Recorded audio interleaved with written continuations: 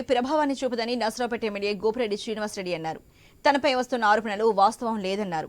కుటుంబం అన్నాక గొడవలు సహజమే అన్నారు. గురజాల ఎమ్మెల్యే కాసు మహేష్ రెడ్డి నర్సరావుపేట నుంచి పోటీ చేస్తారనేది పుకారు మాత్రమే అన్నారు.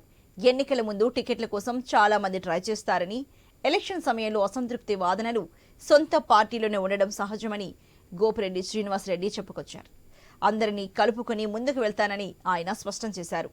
సర్వేలన్నీ తనకి అనుకూలంగా ఉన్నాయని, 2024 ఎన్నికల్లో నర్సరావుపేట నుంచి పోటీ చేస్తానంటోన్న గోపిరెడ్డి శ్రీనివాసరెడ్డితో మా ప్రతినిధి సాంబశివరావు ఫేస్ టు ఫేస్.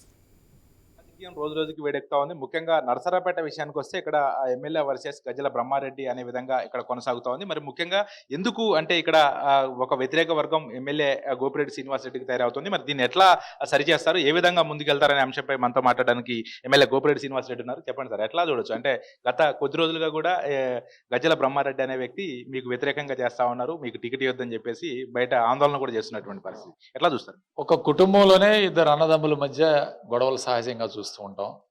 మేమంతా ఒక కుటుంబం లాంటిది. కుటుంబంలో సహజంగా ఎలక్షన్ వచ్చే ముందు ఇలాంటి వాతావరణం చాలా చోట్ల కనిపిస్తూ ఉంటుంది. అలాంటి వాతావరణం ఇక్కడ కూడా వచ్చింది. ఆశాభావాలు పెరిగి మాకు కూడా సీట్లు కావాలని, మాకు కూడా పోటీ చేయాలనే ఒక ఉద్దేశంతో ఎవరైనా సహజంగా ముందుకు రావడం జరుగుతుంది. అలాంటి నేపథ్యంలో ఇక్కడ కూడా జరిగింది. దీనికి పెద్దలు, మా పార్టీ అధిష్టానం అంతా కూడా స్పందించి వాళ్ళందరూ కూడా కూర్చోబెట్టి మాట్లాడి దీన్ని సరిచేసే కార్యక్రమం చేస్తామని హామీ ఇచ్చారు. భవిష్యత్తులో అది కూడా జరుగుతుంది. త్వరలోనే దీన్ని ఒక కొలిక్కి తీసుకొచ్చి ఎక్కడ ఎటువంటి సమస్య లేకుండా చేసుకునే కార్యక్రమం కూడా చేస్తామని అధిష్టానం మాటిచ్చింది.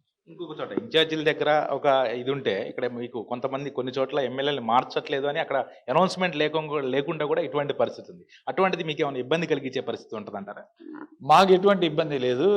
మేమైతే పూర్తి నమ్మకంగా ఉన్నాం. ఇక్కడ ఎవ్వరం కూడా అటువంటి అనుమానమే లేదు. అటువంటి ఇది ఎప్పుడూ కూడా మాకు ఎవరు కూడా మాకు చెప్పలేదు. కాబట్టి మాకు పూర్తి నమ్మకం ఉంది. పార్టీ అధిష్టానం ఖచ్చితంగా మా యొక్క నర్సరావుపేట సీటు మీద ప్రత్యేకంగా వాళ్ళు అన్నీ కూడా చర్చించడం జరిగింది.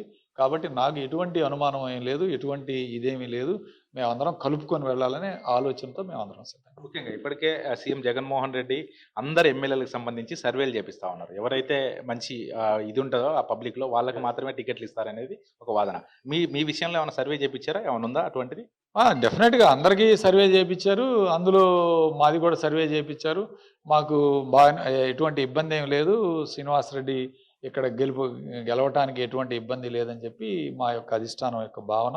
ఖచ్చితంగా వాళ్ళందరూ కూడా సర్వేల ప్రకారమే ఈరోజు ఎక్కడైనా సరే ఇన్ఛార్జీలు మార్చడం కానీ, లేకపోతే ఎమ్మెల్యేలు మార్చడం కానీ, జగన్మోహన్ రెడ్డి గారు సర్వే ప్రకారం వైసీపీ వైనాట్ 175 అనే నినాదం తీసుకొచ్చింది. ఈ నినాదంలో ఖచ్చితంగా కొంతమంది పనితీరు బాగలేని వాళ్ళని మార్చాలనుకోవటం, వాళ్ళకి ఆల్టర్నేటివ్గా వేరే పదవులు కానీ లేకపోతే వేరే దారి చూపించే కార్యక్రమం కూడా మా నాయకుడు చేస్తూ ఉన్నాడు. ఇంకో వాదన ఎక్కువగా అనిపిస్తుంది, మరి మీ దాకా వచ్చిందో లేదో, ఏదో కాసు మహేష్ రెడ్డి ఇక్కడ నుంచి పోటీ చేస్తారు, మీరు సత్తెనపల్లి నుంచి పోటీ చేస్తారనే వాదన గట్టిగా ఈ మధ్యలో వినపడతా ఉంది. అందులో వాస్తవం ఉందంటారా? వాస్తవం ఏం లేదండి. దాని గురించి కాసు మహేష్ రెడ్డి గారు గురజాలని పోటీ చేస్తారు, మేము ఇక్కడే పోటీ చేస్తారు. అంబటి గారిని కూడా నిన్న క్లియర్ అయిందని చెప్పి మీ మీడియాలోనే వచ్చింది. అంబటి గారు సత్తెనపల్లి పోటీ చేస్తారు. ఇందులో ఎటువంటి కన్ఫ్యూజన్ లేదు. నిన్న జంగా కృష్ణమూర్తి గారిని కూడా మొన్న 2 రోజులు పిలిపించి మాట్లాడటం జరిగింది, ఆ కాన్స్టిట్యున్సీలో డిస్టర్బెన్స్ వస్తే. కాబట్టి మాకైతే ఎక్కడ కన్ఫ్యూజన్ లేదు. ఏదో చిన్న చిన్న ఇవి ఉంటాయి. ఎలక్షన్ ముందు సహజంగా ఒక 3 నెలలు 4 నెలల ముందు ఇలాంటి వాతావరణం వస్తుంటుంది. ఇవన్నీ కూడా సర్దుకుంటాయి. ప్రతి పార్టీలో ఉండేవే, ప్రతి నియోజకవర్గంలో సహజంగా ఉండేవి. ఇవన్నీ కూడా సరి చేసుకొని ముందుకు వెళ్ళడానికి వైఎస్ఆర్ కాంగ్రెస్ పార్టీ గట్టిగా పనిచేస్తుంది. చివరిగా ఇప్పుడంటే ఒక 3 నెలల్లో మాత్రమే ఎన్నికలు ఉన్నాయి. ఇటువంటి సమయంలో అంత ప్రశాంతమైన వాతావరణంలో ఎన్నికలకు వెళ్లాల్సిన అవసరం ఉంటుంది. ఎప్పుడైతే కొంత అసంతృప్తులు ఉంటాయి, వాళ్ళందరినీ కూడా కలుపుకొని పోవడానికి మీరు ఏ విధంగా ముందుకెళ్తారు? మరి ఎవరైతే ఇప్పుడు కొంత మీకు వ్యతిరేకంగా పనిచేస్తా ఉన్నారో వాళ్ళకి మీరు ఏం చెప్పదలుచుకున్నారు? అది ఒక్కొక్క వ్యక్తిని బట్టి ఉంటుంది. ఏమి చెప్పాలి, ఏం చేయాలనేది ఆ వ్యక్తి యొక్క సామర్థ్యం, ఆ వ్యక్తి యొక్క వాళ్ళ యొక్క ప్రభావం ఏముంటుందో అలా దాన్ని బట్టి మాట్లాడే కార్యక్రమం ఉంటుంది. అది అధిష్టానం దాన్ని బట్టి మాట్లాడే కార్యక్రమం చేస్తామని చెప్పారు. దాన్ని భవిష్యత్తులో ఏ విధంగా తీసుకువెళ్ళాలో ముందు ఒకసారి క్యాండిడేట్లు అనౌన్స్ చేస్తే ఆటోమేటిక్గా కొంత తగ్గిపోతుంది. ఇంకెవరన్నా ఉంటే వాళ్ళని కూడా మేము మాట్లాడుకొని కలుపుకొని తీసుకువెళ్ళే కార్యక్రమం. అది మొత్తంగా చూసుకోవచ్చు. అయితే కుటుంబం అన్నాక ఆ చిన్న చిన్న మనస్పర్ధలు ఉంటాయి.